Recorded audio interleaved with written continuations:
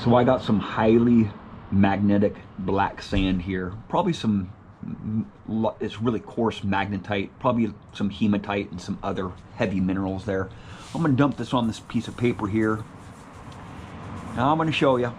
There's been a lot of questions and a lot of confusion about the Nokta Legend having that overload feature on the machine, like in beach mode, and the Equinox has that exact same feature. It's what it does is when you're over black sand. Let me talk about black sand for a minute. I have in my area, my beaches are very magnetic, right? There's a lot of black sand, and usually in places where you find the most good stuff like rings and jewelry and coins, it's going to be in those layers, those hot spots of black sand, or where the heavies are being deposited. Unfortunately, that's where all the good stuff is at, right? In the trashy areas, or in cuts of sand where you can see the layers of black sand, or you can see just a whole deep layer of black sand, right? That's where the good stuff concentrates at, unfortunately. And the single frequency machines that I've used in the past just do not perform on my beaches. When the Equinox first came out, and even now, the Equinox is deadly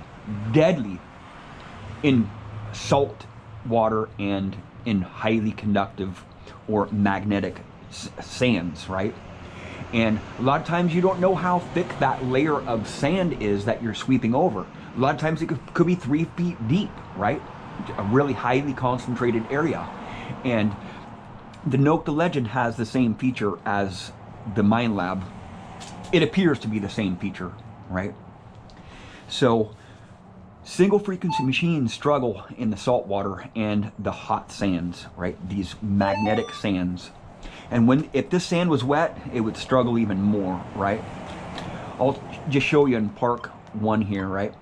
So these new machines are optimized for hunting in certain areas, right? Like Park 1 is good for the higher conductors because it operates in the lower frequencies and it has a lower TX gain, right?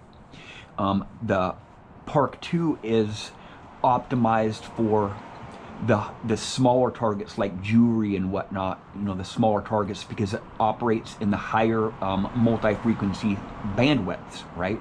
You want the higher frequencies for the smaller targets. And with the field program and the park programs they have a lower TX gain, right? And the Park 2 or the field programs have a higher TX gain, and you can not adjust that on this machine, the TX gain or the TX boost. Some other machines you can adjust it, but just on the Equinox, that's one feature that they did not let you be able to manually adjust. And Park 1 is going to false on this here, right? I'm at 1 gain here, right? And all these programs here, this is a factory preset. And with the different programs, it's optimized, like the tone breaks are in different spots, the discrimination are in different spots, the TX power is different on different programs, and the tones, the number of tones are different for some programs there. So they optimize the detector to suit the conditions, you know, for general hunting conditions. You know, you can expect the beach program to perform much better than the park or field programs, because it makes adjustments for you when you're swinging. You don't have to manually adjust those settings. So you get out to a beach, you know, I've been there many times. You get out to a beach, single frequency machine, and you can't dial a machine in, right? Right? It's gonna false on it, right? You cannot ground balance to highly conductive or magnetic or salt soils with a single frequency machine. This is multi-frequency, right? It's gonna false on it. I can try to ground balance it here, right? Try to ground balance it. Not gonna happen, right? Still gonna false, right? still gonna false on it, right? So the TX power is low in the Park 1 and 2, but it's still gonna false because if there's sand, or if there's salt inside of your sand there, or if there's salt water inside of that black sand, makes it even harder to detect. So I'm sure you guys that have an Equinox, you know that the beach program is deadly, right? You get over those black sands, you just can't dial the machine in, right? So Park 2 here, right? So since the TX, the transmit power on this machine is set in certain in the park and field programs, the beach program actually it makes an adjustment for you, and I'll show you that here in a second. So I can even go to single frequency, right? Go with random single frequency, right? It's a quiet machine, right? And I can put a coin underneath that black sand, it'll hit it. But once salt water gets inside of that black sand, it all changes, right? It all changes, man. And now I'll put it into beach program here, right? Now watch when I swing over this black sand here, right? It's going to overload on it, right? It's going to false on it at first. See? What the machine is doing right now, it's adjusting it as I go. See, watch, it went quiet. And there's a little icon right there. I don't know if you can see it. It might go away here in a second, but there's an icon right there showing a caution warning with an exclamation mark on it. What it's doing is it's dropping that TX gain down to a reasonable level so it can actually stabilize the detector. And this is the only mode that this does it in, right? It doesn't do it in park and field, because in beach program you can only operate this machine in beach program in multi-frequency. You can't go into the single frequencies. You try to push the frequency button there and it won't change, right? In beach 1 and beach 2. So I'll do this again here, and in beach 1, it's running at the lower frequencies and it has a lower TX gain, right? And the beach 2 has a higher frequency and it has a higher TX gain, right? It's the other way around. It's the other way around. The park 1, the beach 1 has a lower frequency and a higher TX gain, and the beach 2 has a higher frequency and a lower TX gain, right? I'll sweep it over it. Beach 1, it's overloading, right? It's falsing. See, it's going down. It's going down even more as I speak, right? That TX gain is slowly going down, right? It just stabilized the detector.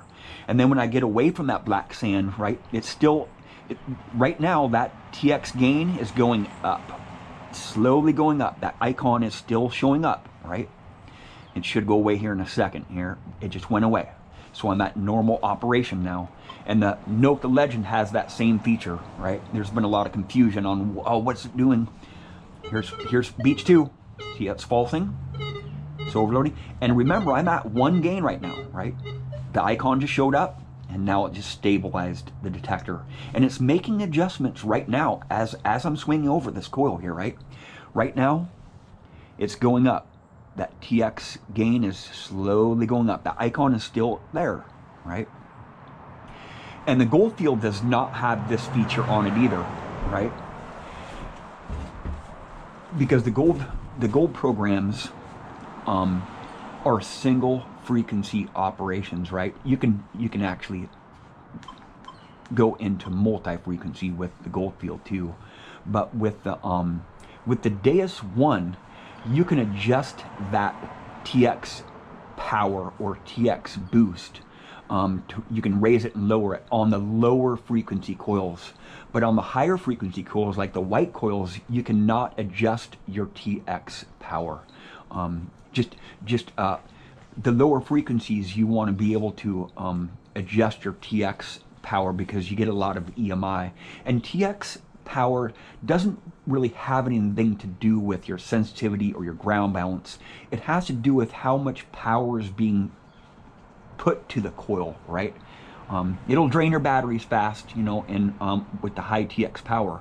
But if you're getting a lot of EMI, you can, if you're in the lower frequencies, that's why the lower frequency coils on the Deus have the TX power, because they do get a lot of EMI. You know, I've really encountered a lot of EMI with my black coils on the Deus, and so I drop my gain down to reduce the EMI, and then I go into the settings and raise my TX power up. So it's not going to affect the EMI, the interference that coils that coils is having introduced to it. So you can raise your TX power up as high as you want, but it does drain the batteries a lot faster because you're using more power from the machine to the coil, right? It's not the receiving power, it's the transmitting power. You know, how much power you're putting to that frequency or that coil there. But you know, it can be confusing, right? But hopefully that guys this little explanation can this demonstration can explain a few things about the Nokia Legend that's coming out. And the newer machines, you know, the older machines really, you know, they're like 1 or 2 tone or 3 tone, or maybe like 2 different modes, and you weren't able to adjust a lot of stuff. The newer machines, you're going to be able to adjust a lot more features on there, and they'll be optimized for certain areas like parks, fields, beaches, gold field, right? You know, we don't have the 1 tone, 2 tone machines anymore. You know, you really had to dial in the older machines, mess with the knobs a lot to get them to dial into a site. And these new machines, you just turn it on and into a certain mode there, and it's all optimized for you, right? So it's so much easier to detect nowadays, right? These new machines are fantastic, right? Thank you for watching. Please subscribe.